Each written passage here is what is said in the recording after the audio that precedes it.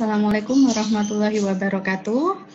Saya ucapkan banyak terima kasih kepada para panitia webinar kebidanan dengan topik menjaga kesehatan fisik dan mental ibu hamil dengan yoga dan hipnoterapi pada masa pandemi COVID-19 hari ini. Baik, pada webinar pagi hari ini saya akan berbagi ilmu tentang hipnoterapi yang dapat digunakan untuk menjaga kesehatan mental atau psikologi ibu hamil selama masa pandemi COVID-19 ini. Yakni saya akan memberikan judul materi yaitu Ibu Tenang, Kehamilan Sehat.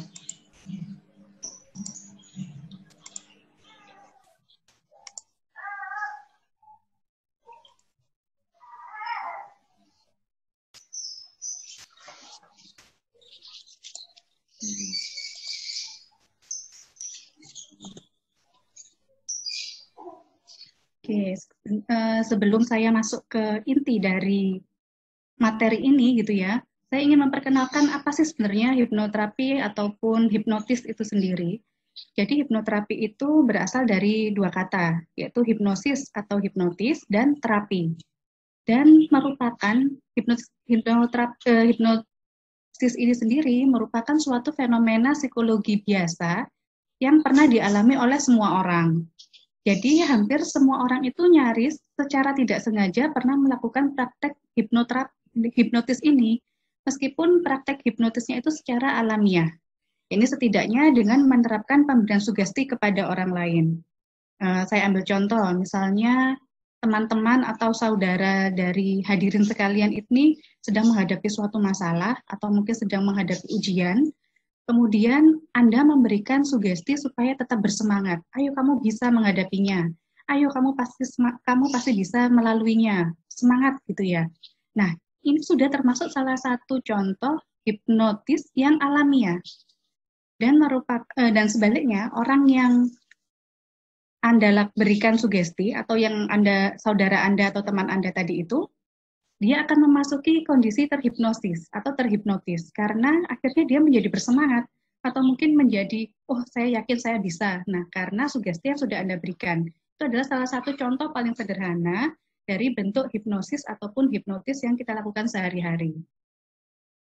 Dan ilmu pengetahuan tentang hipnoterapi, hipnotis ini merupakan ilmu pengetahuan yang terkait dengan tingkat kesadaran manusia, yaitu conscious mind dan subconscious mind, yaitu kesadaran manusia sendiri dan alam bawah sadar manusia. Nah, seperti yang sudah saya jelaskan tadi ya, kita bisa melakukan hipnotis itu kepada orang lain, atau mungkin secara tidak sengaja. Jadi dari kehidupan kita sehari-hari pun, sebenarnya kita sudah melakukan proses hipnotis itu sendiri. Dan kami, para terapis, para hipnoterapis ini itu sebenarnya hanyalah fasilitator. Karena kemampuan untuk menghipnotis itu datangnya dari diri sendiri. Jadi para hipnoterapis ini hanya memberikan kekuatan, jadi hanya mendorong bahwa Anda itu bisa memasuki alam bawah sadar Anda dan memperkuatnya itu menjadi hal yang dibawa ke alam sadar.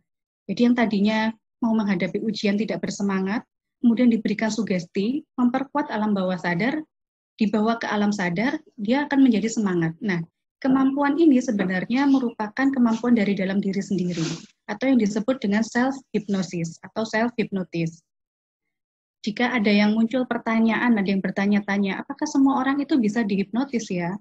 Jawabannya adalah tidak selalu, karena ada orang yang bersedia atau merasa sukarela untuk dihipnotis, tapi juga ada orang itu yang menolak gitu ya.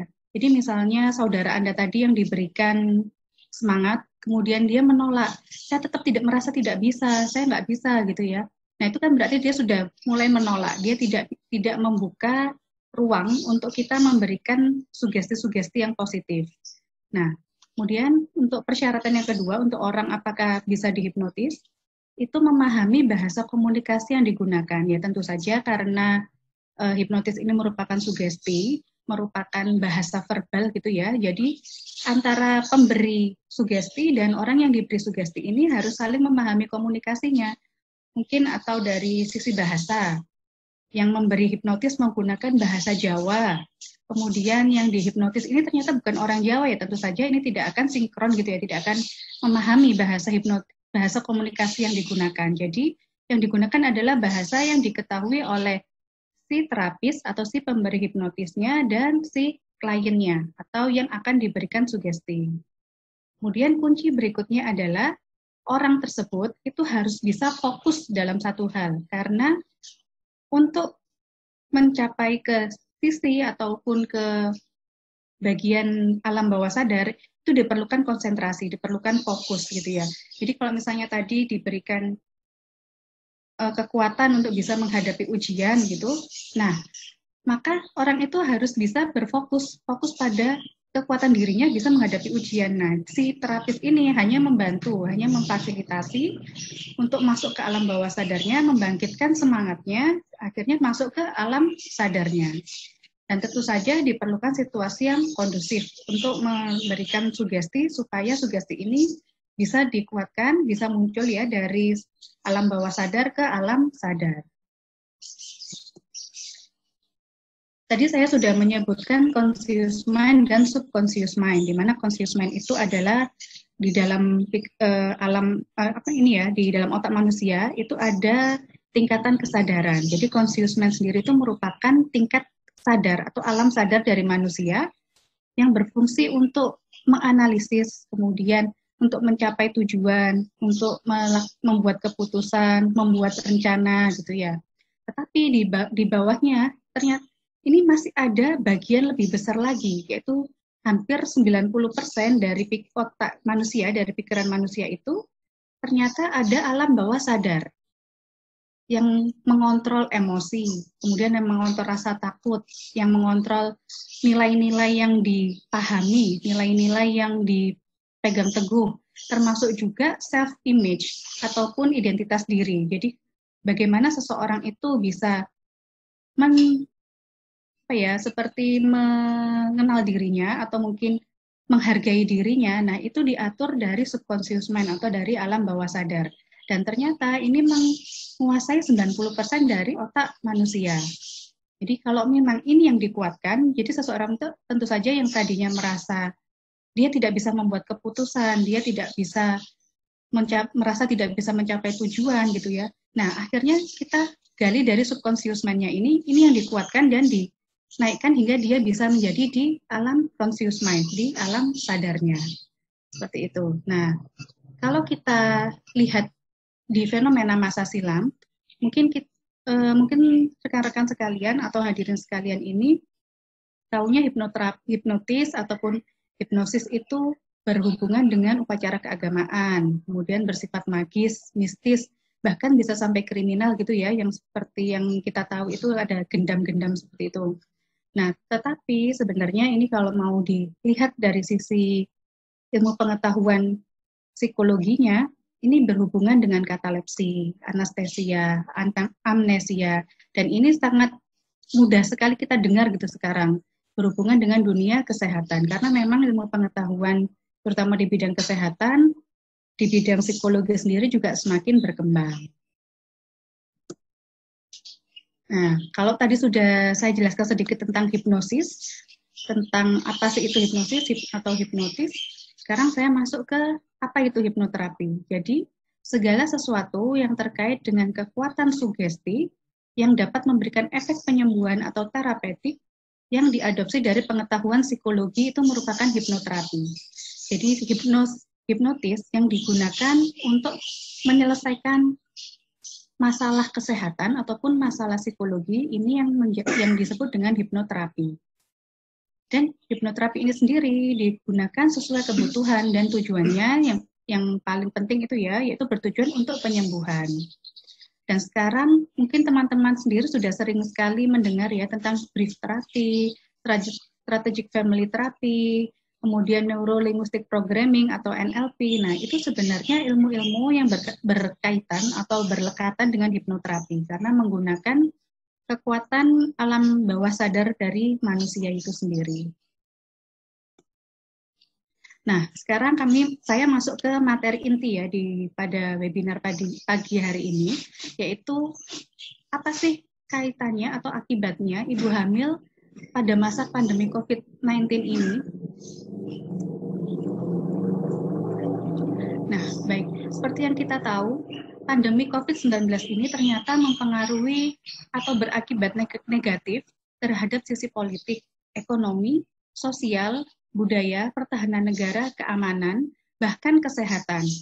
Dan ternyata ini tidak hanya terjadi sampai di sisi negara saja, tapi sampai ke level warga negaranya, hingga ke level unit masyarakat yang paling kecil gitu ya, keluarga. Nah, kita bisa bayangkan kalau misalnya di dalam keluarga ini ternyata ada ibu hamil. Nah, pasti juga akan berdampak pada ibu hamil itu sendiri. Jangankan ibu hamil, mungkin kepala keluarganya itu tadi ya, karena adanya pandemi COVID-19 ini akhirnya berdampak juga kepada kepala keluarga itu dan tentu saja seluruh anggota keluarganya termasuk ibu hamilnya. Padahal kita tahu kalau pada ibu hamil ini dia terjadi perubahan fisik maupun perubahan psikologi. Kalau pada perubahan psikologi yang biasa terjadi saja ibu hamil ini itu sudah sulit menerimanya, apalagi ditambah dengan kondisi pada pandemi COVID-19 ini. Nah, beberapa kekhawatiran ibu hamil yang biasanya saya dengar selama pandemi COVID-19 ini, yang pertama tentu saja ibu hamil akan merasa takut tertular. Bagaimana ya kalau aku tertular? Aduh, tetanggaku ada yang dikabarkan ODP. Duh, aku jadi takut tertular, jadi nggak berani kemana-mana, nggak berani keluar rumah, di rumah aja gitu ya. Kemudian ternyata efek dari WFH, dari work from home, dari di rumah saja, akhirnya angka kehamilan ini meningkat. Seperti yang kita tahu sendiri, prediksi dari rekan-rekan BKKBN maupun dari Kementerian Kesehatan sendiri selama 1 tahun ke depan ini akan terjadi ledakan bayi atau baby boom. Nah, di antara kehamilan-kehamilan ini pasti ada kemungkinan kehamilan yang tidak direncanakan. Dan ini juga menjadi salah satu kekhawatiran bagi ibu hamil ini tersendiri. Jadi memang ada yang merasa ini bukan kehamilan yang kami rencanakan, bagaimana ini? Mungkin awalnya sudah merasa cukup, sudah 2 orang anak saja cukup atau 3 orang anak saja cukup. Ternyata sekarang menjadi hamil lagi gitu ya, karena mungkin efek di rumah saja itu tadi. Nah, kemudian karena banyak fasilitas kesehatan yang mulai membatasi layanan, seperti beberapa praktek kebidanan, praktek bidan swasta yang secara sengaja menutup prakteknya demi keamanan. Nah, akhirnya ibu-ibu hamil ini pun jadi bingung juga, gimana ya caranya aku periksa hamil. Biasanya kalau periksa hamil tinggal datang aja ke bidan, tinggal datang aja ke dokter spesialis. Kali ini harus janjian dulu. Kali ini dibatasin dalam sehari hanya bisa memeriksa sekian orang. Nah, ini juga menjadi kekhawatiran tersendiri bagi ibu hamil. Kemudian setelah nanti aku akan bersalin ini bagaimana juga gitu ya. Pasti ibu hamil juga akan berpikir kalau aku bersalinnya di rumah sakit, kondisi di rumah sakit seperti ini. Banyak pasien-pasien COVID yang juga periksa ke rumah sakit. Nanti bagaimana persalinanku? Nah, ini juga ternyata menjadi kekhawatiran tersendiri. Kemudian nanti setelah aku melahirkan, anakku bagaimana ya? Apakah anakku nanti akan baik-baik saja gitu? Nah, ini ternyata juga menjadi kekhawatiran bagi ibu hamil. Dan apalagi di efek dari pandemi COVID ini ada beberapa suami gitu ya yang mungkin mendapatkan pemutusan hubungan kerja atau mungkin perusahaannya menjadi kolaps, akhirnya penghasilan suami ini menurun. Nah, ini juga menjadi mau tidak mau menjadi kekhawatiran juga bagi ibu hamil ini. Dan juga ada ibu yang akhirnya saya mau tidak mau juga harus membantu mencari nafkah padahal dalam kondisi yang sedang hamil. Nah, kondisi-kondisi ini ternyata juga dirasakan dan ada di masyarakat kita.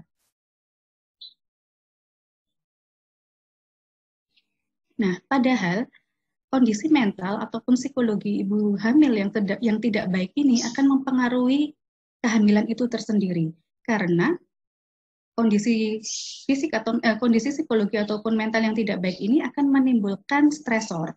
Dan stresor ini akan mengakibatkan timbulnya hormon stres yang dihasilkan oleh tubuh. Jadi otak kita karena banyak stres gitu ya, karena banyak stresor, akhirnya menghasilkan suatu hormon yang menyebabkan kelenjar adrenalin menghasilkan hormon stres, yaitu kortisol. Padahal kortisol sendiri memiliki banyak efek yang negatif terhadap tubuh ibu sendiri maupun nanti terhadap janin. Salah satunya yaitu bisa terjadi pada ibu hamil yang di awal trimester kehamilan ya, itu bisa terjadi mual muntah yang berlebihan karena kondisi psikologinya atau stresornya yang terlalu tinggi atau yang disebut juga dengan kondisi hiperemesis. Kemudian rahimnya bisa juga berkontraksi lebih awal. Nah ini karena itu tadi, karena stresor yang terlalu tinggi, kemudian hormon stresnya juga akhirnya semakin tinggi, berakibat juga bisa sampai ke perubahan yang ada di rahim. Padahal ibu hamil ini tadi sudah saya jelaskan ya, kalau di ibu hamil ini kan terjadi perubahan fisik secara normal, memang terjadi perubahan. Tetapi diperparah dengan kondisi mental yang tidak baik, maka ibu akan merasa semakin tidak nyaman dengan perubahan yang ada pada tubuhnya. Nah, mengapa sih hipnoterapi menjadi salah satu hal yang kami usulkan gitu ya, yang kami ingin berikan kepada ibu-ibu hamil gitu. Nah, karena yang pertama, dengan hipnoterapi bisa mengurangi kecemasan ibu akan perubahan psikologinya. Jadi perubahan psikologi tanpa ditambah dengan pandemi COVID ini sebenarnya sudah bisa dibantu dengan hipnoterapi. Apalagi ditambah dengan pandemi COVID ini. Jadi setidaknya bisa untuk mengurangi kecemasan ibu hamil dalam menghadapi perubahan psikologinya. Kemudian yang kedua, mengurangi kekhawatiran ibu akan perubahan akibat pandemi COVID-19. Dan yang ketiga, ibu dapat menjalani kehamilannya juga dengan nyaman, serta kondisi psikologi ibu akan lebih membaik. Nah, harapannya kalau kondisi psikologi ini baik, maka daya tahan tubuh ibu bisa meningkat. Karena memang ada banyak sekali penelitian yang menyatakan bahwa kondisi psikologi ini sangat mempengaruhi daya tahan tubuh. Jadi kalau kita bisa menjaga kondisi psikologis ibu hamil, ya harapannya kondisi atau daya tahan tubuh ibu ini akan bisa ditingkatkan atau setidaknya tidak sampai ngedrop gitu ya, tidak sampai turun. Jadi jangan sampai di masa-masa yang banyak virusnya atau mungkin masa-masa yang pandemi COVID ini, ibu hamil jangan sampai tertular oleh virus corona. Dan selain itu, yang paling penting adalah ibu hamil menjadi siap baik secara psikologinya dalam menghadapi kehamilan hingga persalinannya nanti. Nah, kalau tadi saya berfokus pada ibu hamil dan para pemberi hipnoterapi atau pemberi hipnotis atau pemberi sugestinya, sekarang saya ingin menggali peranan pasangan gitu ya. Nah, pasangan atau mungkin suami ini ternyata juga memiliki peran yang penting, yang besar juga pada saat pelaksanaan hipnoterapi. Jadi suami sendiri bisa menjadi pendamping yang paling hebat selama kehamilan dan persalinan ibu. Ya tentu saja karena kan suami orang terdekat dari ibu hamil ini ya. Jadi dia bisa memberikan dukungan psikologi yang paling kuat kepada ibu hamil. Dan suami sendiri memiliki peranan dalam memberikan dukungan mental maupun psikologi kepada ibu. Nah, jika ada suatu kondisi, akhirnya suami menggantikan peran terapis, ini pun juga bisa. Misalnya pada waktu di dalam kamar bersalin dibatasi, yang boleh menemani hanya suami saja. Nah, peran suami di sini sangat besar dalam memberikan sugesti-sugesti positif, jadi menggantikan peran terapis yang tadinya menjadi fasilitator hipnobirthing ataupun hipnoterapi, ini bisa dibantu oleh peran suami. Ini memang peran suami ini besar sekali untuk mendukung psikologi ibu. Nah, baik, ini saya sudah sampai di akhir materi. Jadi saya ingin pada para ibu hamil sekalian untuk meyakinkan diri Anda bahwa Anda yakin bahwa Tuhan ataupun Allah Subhanahu wa taala akan menjaga kondisi kesehatan Anda untuk tetap baik. Dan saya ingin Anda yakin bahwa Tuhan juga akan mengizinkan Anda menjalani kehamilan dan persalinan ini untuk tetap lancar dan sehat. Dan saya juga ingin Anda tetap yakin untuk siap menghadapi perubahan yang ada dan dapat menyesuaikan diri. Dan saya minta Anda untuk yakin, untuk mengizinkan anak Anda tumbuh di dalam rahim Anda dan tumbuhnya optimal.